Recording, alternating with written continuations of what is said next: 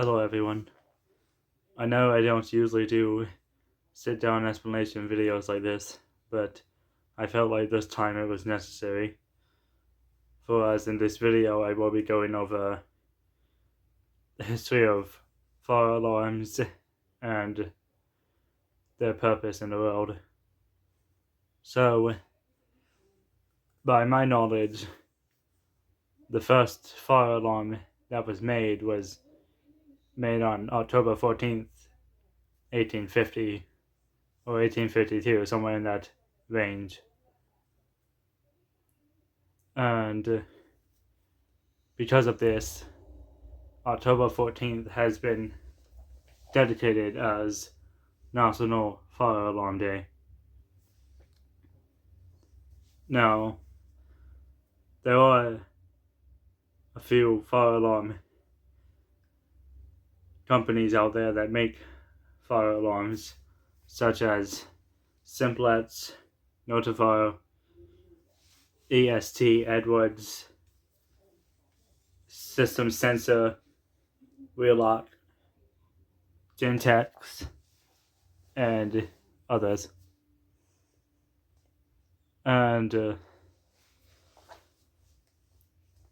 fire alarms are important to the world because if you're in a building and that building catches fire, then you would need a device that would tell you that there's a fire in the building so that you could evacuate to safety before the fire gets bad.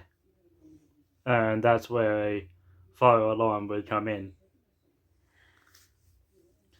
If a building did not have a fire alarm, or it had fire alarm system but it wasn't working, then that would be bad because the public would have no way of knowing that the building was on fire until it was too late.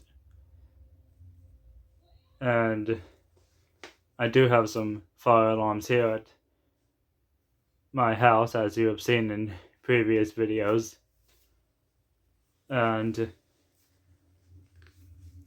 I'm going to tell you the order of the alarms that I got them in.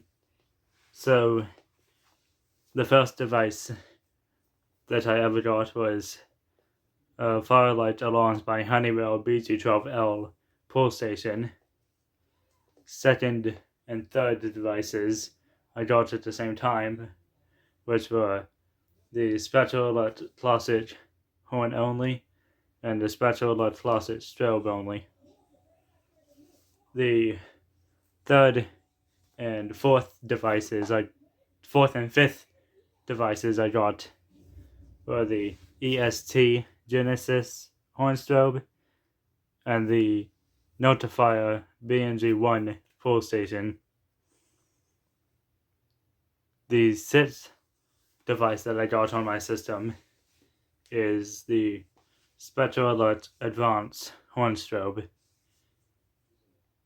7th, 8th, and 9th devices that I got on my system are the Edwards 278B-1120 pull station, Wheelock E70-MCW speaker strobe, and the Simplex True Alert speaker strobe, model number 4906-9151. Now, a little background information on these alarms. Some of the pull stations that have been made are take either a key, a hex wrench, or a screwdriver to reset. And most of the time, the ones that take keys to reset, those same keys also go to a fire alarm control panel. More information on the control panels and annunciators later. But the system sensor alarms, the system sensor MAS and the system sensor Special Alert Classic were the first devices system sensor ever made. And those devices have been around for a long time. Some people still have them in public buildings. And when the spatula closet was first made, the word closet was not part of the name because it was the first spatula to ever be made. Now, when the spatula Advance came out, they added the word closet to the name of the spatula closet, so people know that's the first spatula that was ever made. The sound of the spatula Advance is a lower pitched tone version of the sound of the spatula Classic. And when the System Sensor L series came out, they used the same low sound as the spatula Advance, and also used the 300 Hz tone that a spatula Classic has. So the L series is a combination of the spatula Classic and the spatula Advance. Spatula Advance is probably the loudest fire alarm I've ever heard. Its low volume setting is pretty loud enough, but if you want something louder, then you can take it to the high volume setting, which would be more fitting for a gym or outdoors. Now, Est Genesis, also known as Edwards Genesis, is the tiniest fire alarm I've ever seen. And that probably, the size of that probably compares to the mini horns that I've been seeing. Mini horns are kind of super tiny alarms that don't have a don't have a strobe, and I'm not exactly sure which one is tinier, Est Genesis or the mini horns. I'll have to figure that out later, but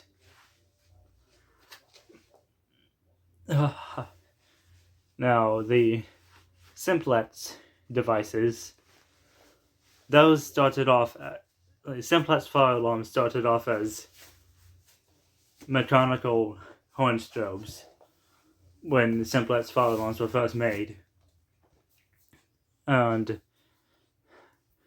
later on the simplex true alerts came out, and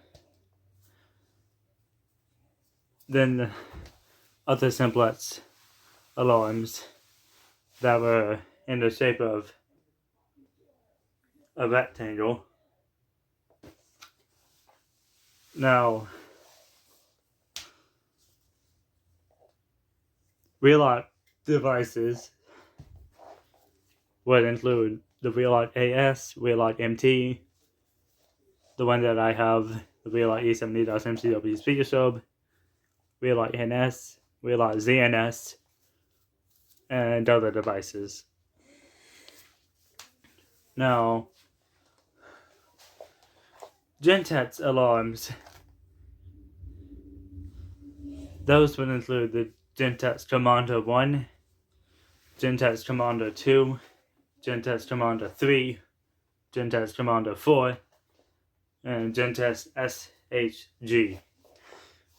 Now, the Gentex Commander 1 has file lettering that is in small print, but the Gentex Commander 2 and 3 have file lettering in bigger print.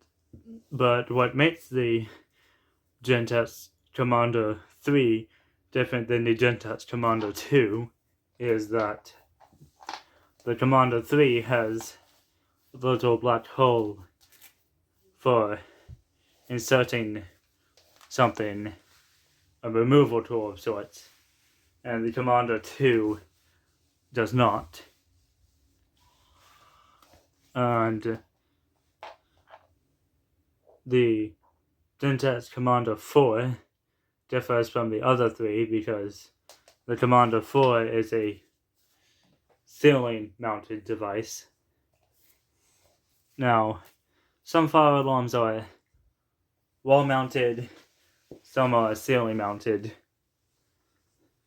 And the reason fire alarms are made in wall mount and ceiling mount models is because sometimes you want a fire alarm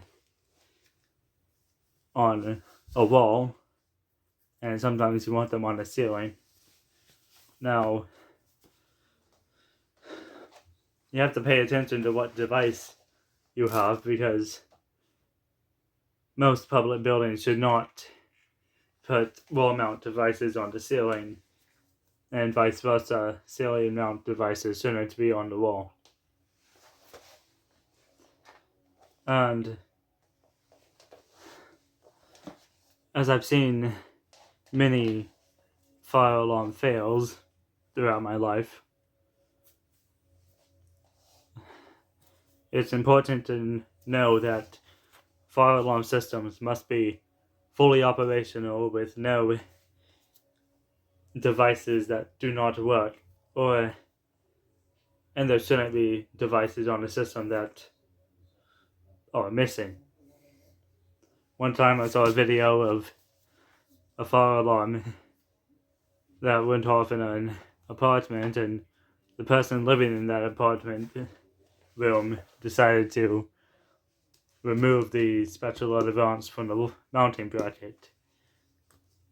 And let me just say right now, do not ever tamper with a fire alarm system, because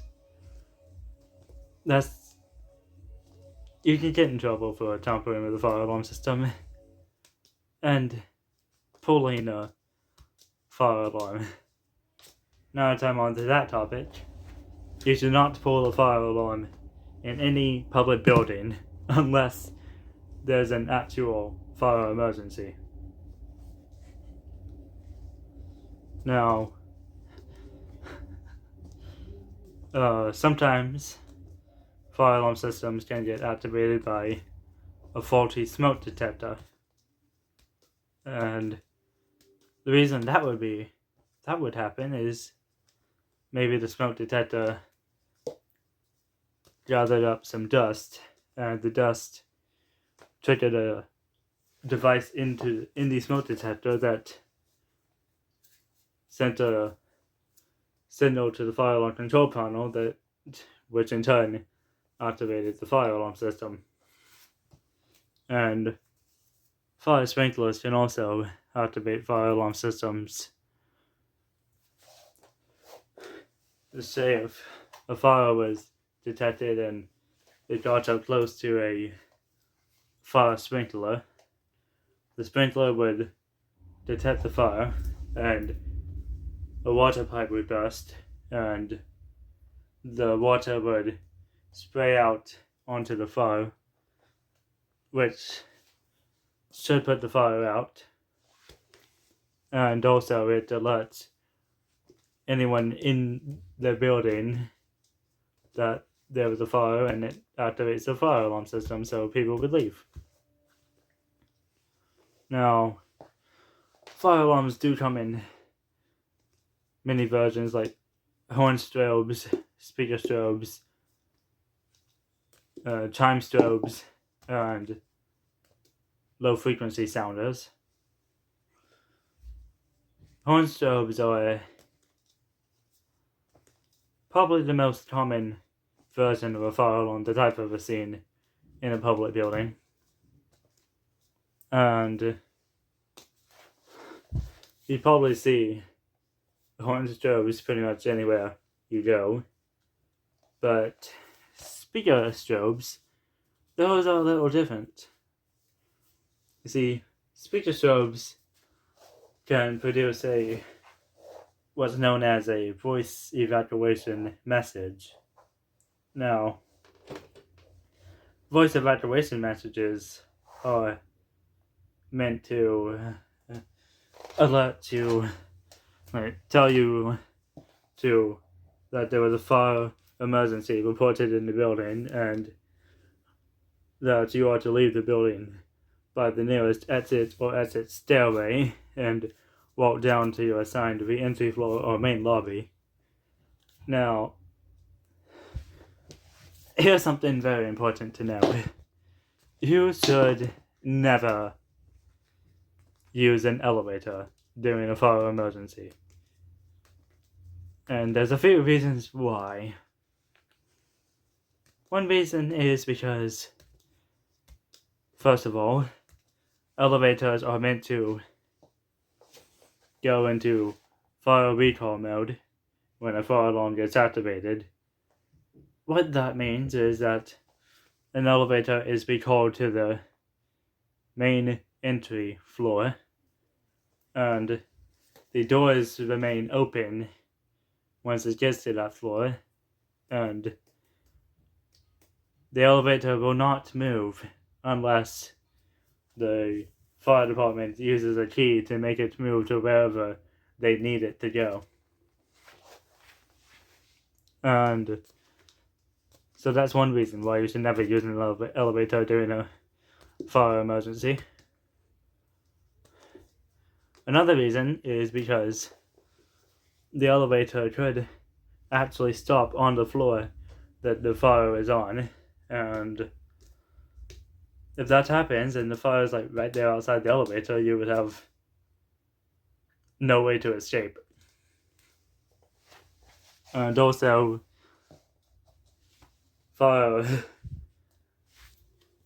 elevator wires could catch on fire, and if that happens, then quite possibly there would be a chance of the wires burning, snapping, and then the elevator just free falls and leaves you trapped inside.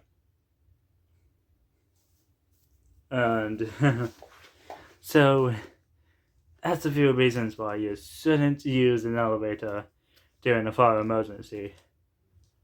But then, of course, if you're already in the elevator before the fire alarm goes off, then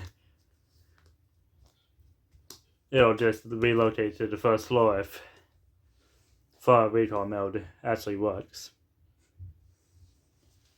Now, escalators are a good thing to use during a fire emergency because they count as fire exit stairways. Have you ever been in a public building when you see those doors that say fire exit do not block? Well, it's important to keep all fire exits fully accessible in the case where you would actually have to use one. And those alarms that are on most fire exit doors, if you try to open one of those, it'll sound the alarm and notify everyone in the building that you just opened the fire exit door. So, don't open fire exit doors unless there's a reason to. And also, there are these things called STI stopper covers. Some of them might be modeled as STI stopper 2. Now, the reason for one of those is you put it over a fire alarm pull station, and if you get the one that actually has a horn in it, then if someone were to lift the stopper cover off the pull station, then the horn on that would sound, alerting staff members of the building that you just lifted a stopper cover and were trying to pull a pull station. Now, those stopper covers are meant to prevent false fire alarms from happening. Although, I'm still seeing false fire alarm videos on YouTube, so apparently those don't work very well. And now for emergency exit signs and emergency lights. If you ever go into a public building and you see emergency exit signs, they usually have green or red exit lettering. And if a power outage ever happened, then those exit letterings would light up, telling you where an exit is. And also, emergency lights would also come on. Now, going back to elevators, if the power ever went out and you were in an elevator, let's just say you would probably be stuck in it. So, I know there's no way to avoid this, but just, you really don't want to be that kind of person that gets stuck in an elevator during a power outage. Now, I know these places like schools perform mandatory monthly, weekly fire drills. And fire drills are meant for preparing students and the staff of evacuating a building when an actual fire emergency occurs. And yeah, let's just say evacuating the building during a fire emergency is something you should do. Because even in voice evacuation messages, they say, leave the building. You should listen to that. I've seen many times on YouTube where fire alarms went off at sports stadiums.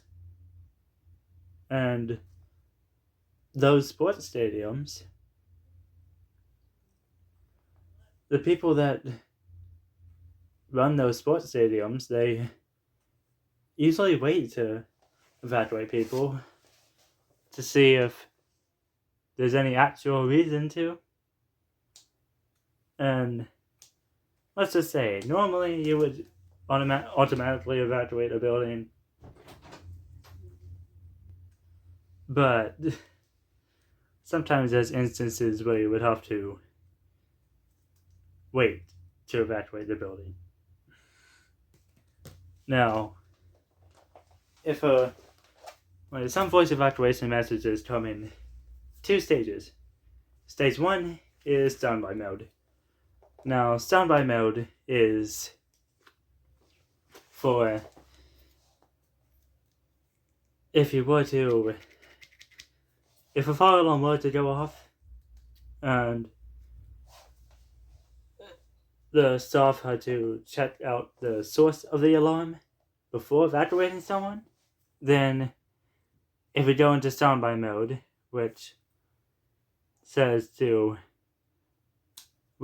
most of the evacuation messages would say, while this is being verified, please stand by for further instructions. And if there was a reason to evacuate a building, then it would go into evacuation mode. I have seen sometimes on YouTube when in the UK there's these train stations, and train stations in the UK have the inspector sounds message. Now, inspect the sounds, whenever you hear the inspector sounds message at a UK train station, that means that they're investigating why the alarm is activated, and if they don't silence the alarm in a particular point set of time, or if they need to get it into the stage 2 mode, then those train station alarms usually say, due to a reported emergency, will all passengers leave the station immediately. Now,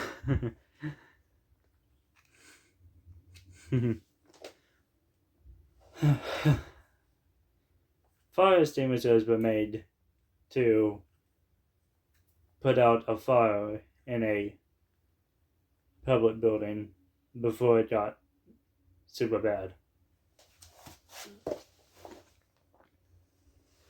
Now, of course, fire alarms aren't the only thing that tell people to evacuate a building. There's also smoke detectors and smoke alarms and carbon monoxide alarms. Those also tell you to evacuate a building if smoke or carbon monoxide has been detected in the building. Now, fire alarm control panels and annunciators. I told you I would get to this at one point in time. Fire alarm control panels and annunciators are made for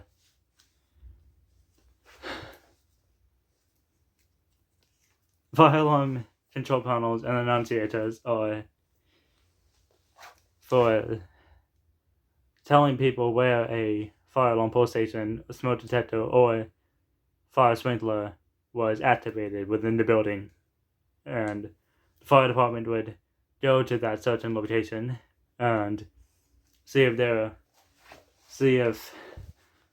that activation actually meant something. And now, if you had a fire alarm control panel or an annunciator on your own fire alarm system at your house, then you would use it to silence the alarms, which silences the horns and keeps the strobes going. And let's say you silence the system a little bit too early. Well, I have learned that if you go onto a fire alarm control panel and hit the silence button a second time, the horns will reactivate.